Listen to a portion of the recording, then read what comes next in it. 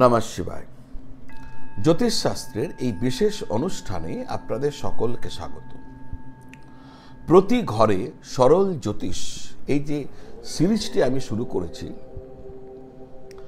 আজকে তার দ্বিতীয় পর্ব। একটি প্লেলিস্ট আমি তৈরি করে রেখেছি, নাম রেখেছি সেই প্লেলিস্টে প্রতি ঘরে সরল জ্যোতিষ। পরপর আপনি এই যে আলোচনা করছি এর ভিডিও আপনি সেখানে পরপর আপনি পেতে থাকবেন।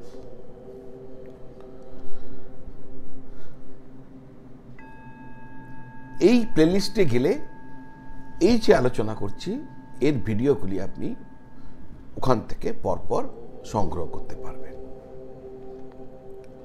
প্রতি ঘর জ্যোতিষ জ্ঞানের আলোকে উদ্ভাসিত হোক, জ্যোতিষ অনুরাগীদের কাছে একটি স্পষ্ট ধারণা গড়ে উঠুক এই শাস্ত্রকে কেন্দ্র করে। তাই আমার এই প্রয়াস, আমি চেষ্টা করব ধারাবাহিকভাবে এই সম্পর্কে আলোচনা নিয়ে আসার, যারা জ্যোতিষের অনুরাগী ছাত্র, জ্যোতিষ শিখতে চাইছেন তাদেরকে কিছু না কিছুভাবে সাহায্য করবে। দর্শক বন্ধু, এর আগে একটি পর্ব আমার অলরেডি করা হয়েছে, সেটা অলরেডি আপলোড করা হয়ে গেছে। প্রথম সেটা এপিসোড আমার আলোচনা শুরু হয়েছে আপনার প্রথম ভাবকে নিয়ে। জ্যোতিষের মোট 12টি ঘর, আপনারা যে ছক কুণ্ডলী দেখেন, কুণ্ডলীতে 12টি ঘর রয়েছে, অর্থাৎ 12টি ভাব রয়েছে। প্রথম ভাব থেকে আমার আলোচনা শুরু হয়েছে। একটু যদি আপনারা ভালো করে আমার ভিডিওকে একটু সাথে রেখে বোঝার চেষ্টা করেন, তাহলে জ্যোতিষ কিন্তু আপনি শিখে যাবেন। নিজের কুণ্ডলী আপনি নিজেকে দেখবেন, আর বিভ্রান্ত হতে হবে না। নিজেই আপনি বুঝতে পারবেন কোন পরামর্শ সঠিক আর কোন পরামর্শ বেঠিক।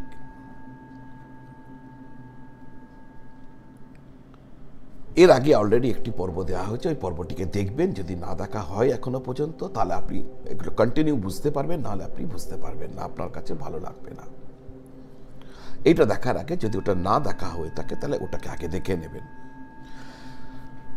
তো প্রথম ভাব নিয়ে আমার আলোচনা শুরু হয়েছে। যে কোনো ভাবকে বুঝতে গেলে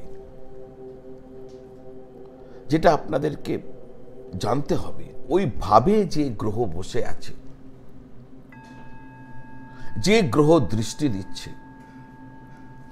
সে ওই ভাবের শত্রু গ্রহ না মিত্র গ্রহ। এর আগের দিনের আলোচনায় আমি বলে গেছি কোন গ্রহকে শুভ গ্রহ বলা হয়, কোন গ্রহকে অশুভ গ্রহ বলা হয়, কোন গ্রহকে ক্রূর গ্রহ বলা হয়। এগুলো নিয়ে আমি ডিটেলস আপনাদের সামনে তথ্য রেখে গেছি। আজকে বলতে চলেছি যে আপনারা গ্রহের শত্রু মিত্র, অর্থাৎ কোন গ্রহ কার শত্রু, কোন গ্রহ কার মিত্র, এই বিষয়টিকে কিভাবে বুঝবেন, এর ফর্মুলাটা কি, কারণ এটা আপনাকে জানতে হবে। আলোচনার এই জ্যোতিষের আলোচনায় বুঝতে গেলে গ্রহের শত্রুতা, মিত্রতা, সমতা এগুলো আপনাদের জানতে হবে। তো নিশ্চয়ই আজকে আবার এই পাঠে এই নিয়ে আলোচনা করব, কিন্তু মূল পর্বে যাবার আগে যারা আপনারা আপনাদের কুণ্ডলী আমাকে দেখাতে চাইছেন, জ্যোতিষীয় পরামর্শ নিতে চাইছেন, হরোস্কোপ বিচার করাতে চাইছেন, প্রতিকার প্রতিবিধান কি হবে তা নিয়ে জানতে চাইছেন, তাহলে এই স্ক্রিনের নিচে যে নাম্বার দেওয়া রয়েছে 9830564500, ওই নাম্বারে ফোন করে বা হোয়াটসঅ্যাপ করে আপনারা যদি যোগাযোগ করেন, আমার অফিস থেকে বলে দেবে কিভাবে কোথায় আসলে সরাসরি আপনারা আমার সাথে যোগাযোগ করতে পারবেন, অথবা টেলিফোন কল বা ভিডিও কলের মাধ্যমে অনলাইন সাপোর্টের দ্বারা আমার পরামর্শ আপনারা পাবেন। আসা যাক মূল আলোচনা। নৈসর্গিকভাবে, নৈসর্গিক কথাটার উপর আমি একটা জোর দিলাম, কারণ তাৎকালিক শত্রু মিত্রতা হয়। আজকে আলোচনা নৈসর্গিক, যেটা ভীষণভাবে কাজে লাগে। আপনারা যারা এই অনুষ্ঠানটা এখনো পর্যন্ত দেখছেন আর আপনাদের জ্যোতিষ শেখার আগ্রহ রয়েছে, তাহলে আমি বলবো আপনারা একটু খাতা পেন নিয়ে বসে একটু নোট করে নিন, এটা আপনার কাজে লাগবে। প্রথম বলবো রবি গ্রহ। আচ্ছা, প্রথমে চন্দ্র দিয়ে শুরু করা হোক। চন্দ্র গ্রহ, রবি গ্রহ। প্রথমে রবি গ্রহ, রবি গ্রহ দিয়ে, কারণ গ্রহের রাজা রবি, ওখান থেকে শুরু হোক। রবি গ্রহের বন্ধু হচ্ছে চন্দ্র, মঙ্গল, বৃহস্পতি। এটা হচ্ছে বন্ধু, মিত্র। আপনারা লিখুন, রবির মিত্র হচ্ছে চন্দ্র, মঙ্গল, বৃহস্পতি। রবির শত্রু হচ্ছে শনি এবং শুক্র। আর রবির সম অর্থাৎ নিউট্রাল বলি একে আমরা, সে হচ্ছে বুধ। এবার আসা যাক চন্দ্র। চন্দ্রের বন্ধু হচ্ছে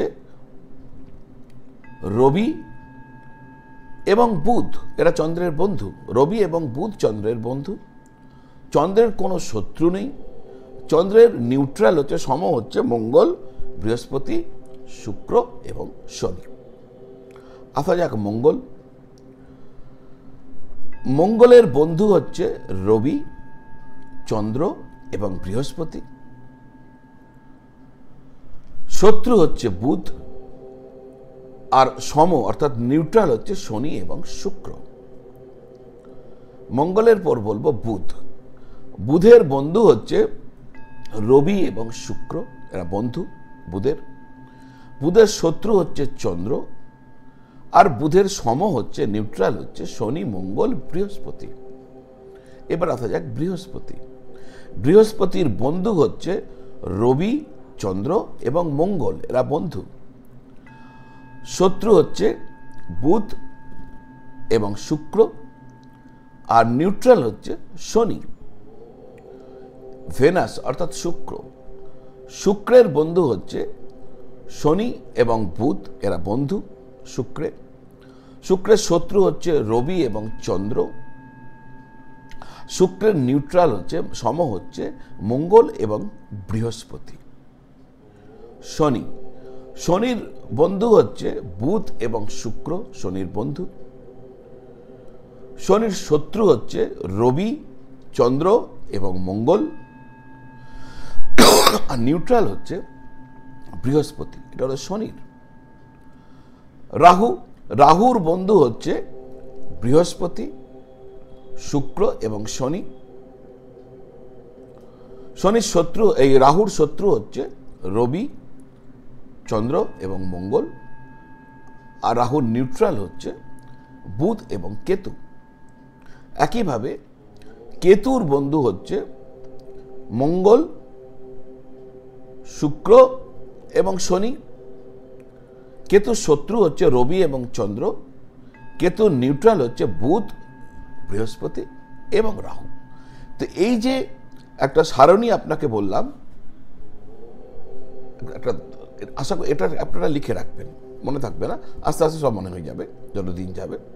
প্রথমের দিকে এটা আপনাকে লিখে রাখতে হবে, যাতে আপনারা সহজেই বুঝতে পারেন কোন গ্রহের শত্রুকে আর কোন গ্রহের মিত্রকে, আর কোন গ্রহ সাথে তার সম্পর্ক হচ্ছে নিউট্রাল, না তো শত্রু না তো মিত্র। এটা জানার পর আপনাকে জানতে হবে কেন্দ্রস্থান, কোন স্থান, উপচয় স্থান এবং দুস্থান। এই চারটে স্থানকে আপনাকে জানতে হবে। 1 নম্বর, 4 নম্বর, 7 নম্বর এবং 10 নম্বর হচ্ছে কেন্দ্রস্থান। পরে 1 নম্বর কোথা থেকে ধরবেন সেটা তো আমি এর আগের ভিডিওতে বলে গেছি। যেখানে লং শব্দ লেখা থাকবে সেটাই হলো আপনার 1 নম্বর ঘর। এখান থেকে বামাবর্তে 2, 3, 4 এইভাবে যাবেন আপনি, মোট 12খানা ঘর। তো প্রথম ঘর, চতুর্থ ঘর, সপ্তম ঘর, দশম ঘর হচ্ছে আপনার কেন্দ্রস্থান। এই 4খানা ঘরের মধ্যে যদি কোথাও কোনো, মনে করুন 10ম ঘরে বসে আছে কোনো একটা গ্রহ, তাহলে আপনার কেন্দ্রস্থানে ওই গ্রহ বসে রয়েছে। সপ্তমে বসেছেন, আপনার কেন্দ্রস্থানে ওই গ্রহ বসে রয়েছে। এরপর আসছে কোন স্থান, পঞ্চম এবং নবম, এটাকে বলা হয় কোন স্থান। পঞ্চম এবং নবম ওই লগ্ন, যেখানে লং শব্দ হয় এখান থেকে গুনতে হবে। দেখা গেল 5 নম্বরে বৃহস্পতি বসে আছে, তাহলে 5 নম্বর ঘর অর্থাৎ কোন স্থানে বৃহস্পতি বসে আছে। নবমে রাহু বসে আছে, তাহলে 9 নম্বর ঘর অর্থাৎ নবম কোন স্থানে আপনার রাহু বসে আছে। এবার হচ্ছে দুস্থান। দুস্থান কাকে বলা হয়?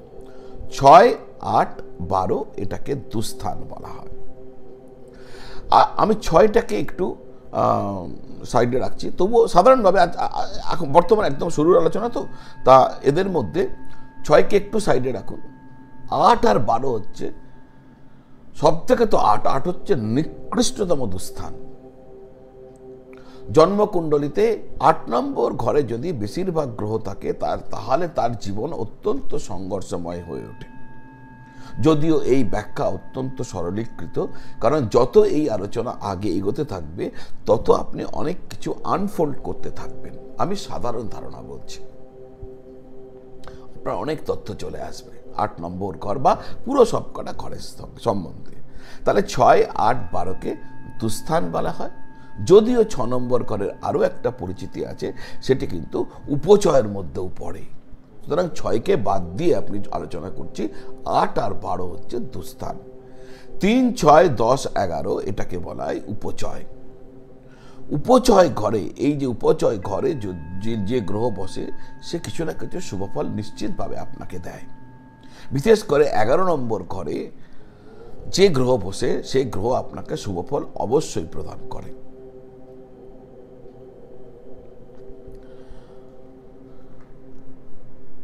ছ নম্বর ঘর আমি আগেই বলেছি, আলোচনার একটু বাইরে রেখেছিলাম, তার কারণ এটা ব্যক্তির পক্ষে শুভও হতে পারে, অশুভও হতে পারে। আপনি একে দুস্থানের মধ্যেও রাখতে পারেন, উপচয়ের মধ্যেও রাখতে পারেন। সাধারণভাবে 6 নম্বর স্থানকে ঘর শুভর থেকে অশুভ ফলে বেশি দেয়। এবার আমি স্থানের উল্লেখ করছি, কেন্দ্রস্থান বললাম, কোন স্থান বললাম, উপচয় বললাম। এই যে এই ক্যালকুলেশন কোথায়? যেখানে আপনার লং শব্দ লেখা রয়েছে সেখান থেকে ক্যালকুলেশনস করুন। করতে করতে 1, 2, 3, 4 এই করে করে কেন্দ্রস্থান কাকে গুনবেন আপনি জানেন। 1, 4, 7, 10, কোন স্থান 5, 9, উপচয় 3, 6, 11, দুস্থান 6, 8, 12। আপনারা এই পুরো ফর্মুলাটা পেয়ে গেছেন। কালপুরুষের কুণ্ডলী যদি আমি ক্যালকুলেশন করি, একটা কুণ্ডলী ধরে নেওয়া হচ্ছে, কালপুরুষের কুণ্ডলী যদি ধরি, তাহলে প্রথম রাশি হচ্ছে মেষ। এই যে এটাকে আপনার কাছে কালপুরুষের কুণ্ডলীকে বুঝতে হবে। কালপুরুষের কুণ্ডলী অনুযায়ী প্রথম যে রাশি সেটি হচ্ছে মেষ, তারপরে বামাবর্তে একের পর এক, মেষের পর বৃষ, বৃষের পর মিথুন, এইভাবে একের পর এক রাশি আসতে থাকবে। প্রথমে মেষ, তারপরে বৃষ, তারপরে মিথুন, তারপরে কর্কট, তারপরে সিংহ, কন্যা, তুলা, বৃশ্চিক, ধনু, মকর, কুম্ভ, মীন, এইভাবে মোট 12খানা আপনার চলবে। মোট 12টি ঘর। তাই এই কারণে ধরে নেওয়া যাক আপনার মেষ রাশিতেই লং শব্দ লেখা রয়েছে, তাহলে তার পরের ঘর হচ্ছে আপনার বৃষ রাশি, যেটা 2 নম্বর ঘর। তার পরের ঘর মিথুন রাশি, আপনার 3 নম্বর ঘর। এইভাবে ক্রমাগত যেতে যেতে 12 নম্বর ঘর, যেটা মীন রাশি, সেটা হচ্ছে আপনার 12 নম্বর ঘর। তো একইভাবে যদি কারো বৃশ্চিক রাশিতে লং শব্দ লেখা থাকে, তাহলে তার প্রথম ঘর, প্রথম ভাব হচ্ছে বৃশ্চিক রাশি। এখান থেকে গুনতে আরম্ভ করলে বৃশ্চিকের পরের রাশি কি? ধনু, তার 2 নম্বর ঘর। ধনুর পর কি? মকর, 3 নম্বর ঘর। এইভাবে তার সাইকেলটা চলবে। এইভাবে আপনি 12টি ঘরকে আপনি চিহ্নিত করতে পারবেন। এই হিসাবে আপনি 1, 4, 7, 10 অর্থাৎ কেন্দ্রস্থানকে আপনি ক্যালকুলেট করতে পারবেন, নবম পঞ্চমকে ক্যালকুলেট করতে পারবেন, কোন স্থানকে উপচয় 3, 6, 11কে ক্যালকুলেট করতে পারবেন, আবার 6, 8, 12 দুস্থানকে আপনি ক্যালকুলেট করতে পারবেন। এইভাবে করতে পারবেন। যে আপাতত আজকে যেগুলো বললাম সেগুলোকে আপনি মনে রাখবেন, ভিডিওকে ডাউনলোড করে রেখে দিন। পরবর্তী ক্ষেত্রে আমার আলোচনা যত এগোতে থাকবে তত এগুলো আপনাকে সাহায্য করতে থাকবে জ্যোতিষকে বোঝার জন্য, জানার জন্য। এই বেসিক ব্যাপারগুলো যদি জানা থাকে তাহলে ডেফিনেটলি আপনি একজন ধীরে ধীরে ভালো জ্যোতিষ হয়ে উঠবেন। জ্যোতিষের প্রতি আপনার আগ্রহ বেড়ে যাবে, আর কখনোই জ্যোতিষের কোনো প্রেডিকশনসকে নিয়ে, জ্যোতিষের কোনো আলোচনাকে নিয়ে কখনোই বিভ্রান্ত হবেন না।